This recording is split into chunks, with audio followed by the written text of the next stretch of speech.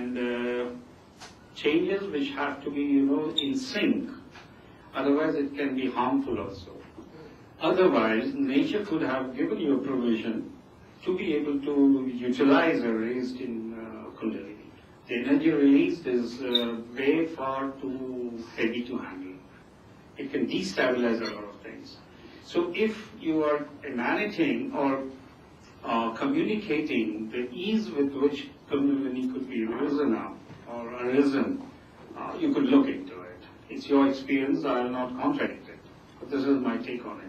Secondly, the 3-4 years, like things will happen, of course, but there will be a process of, again, choice.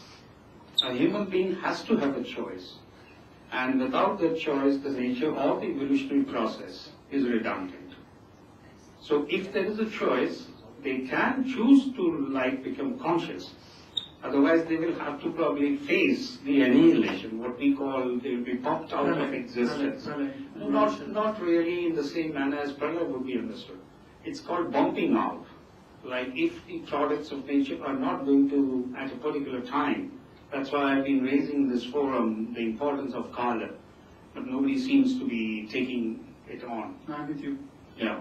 So we have to look into that, but if these two information can, cause a sort of a misunderstanding. Can I answer this? Can I answer all the questions now? Yeah. Thank you very much. Very interesting questions. I'll start from this side. The very purpose of showing the video, the first video in the beginning, was to depict one very interesting fact, which is the most important part. In our evolutionary process, as we have evolved from all the complex amoebas slowly to fish and amphibians and mammals and so forth to this complex human being, one of the most salient features of this Homo sapien is the freedom, which you just rightly pointed. The freedom to do whatever he chooses to. And the power of instinct, which was predominantly among all the other animals in the past, was replaced with what was there with an added layer of the brain. When I showed in the beginning the brain, if you open a brain, ask a neurosurgeon, your brain can be seen in layers added. Clearly it will show you layers added. So when the first layer was there, which was the primitive brain, the second layer was added was the limbic brain to give you more emotions. The third brain, which was the cognitive brain, was developed to give human beings a chance in his freedom to explore, understand bio and science. In the last couple of 100 years, we have evolved the maximum. If you ask a neurologist and open a brain, he says, this human brain, what is existing in the last 4,000, 5,000 years, never existed in the last millennium or even before. So the fact that this human brain is going through a very speedy development is for the same reason, to transform us into the next dimension. And the Kundalini, in a very subtle way, reflects as a cosmic genes. So the Kundalini was this last bridge to connect us to the next level of awareness, where once the brain becomes aware with this Kundalini moving and enlightening, the new intelligence develops the cortex area of the brain, the last portion of the brain, more and another layer gets added or modified or upgraded to give you the higher intelligence. By default, you become more noble, more compassionate, more loving, more caring, more affectionate, which were inbuilt in a mammal. So a reptile is capable of eating its own egg, it doesn't know.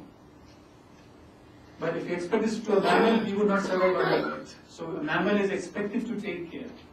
So coming to the fact that Kundalini awakening was not a phenomenon in the past, very selected, self-realized people who are doing a lot of penance. Shumati said, now since we are human beings ready to move collectively to the next level of awareness, the Kundalini will move in all human beings through a very simple process of desire.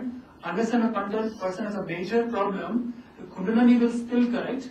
And when the Kundalini moves up in the first time in Sahaja Yoga, few strands will move up, make the dotted connection to the Sahasrara, up or remain connected depending on what state the chakras are.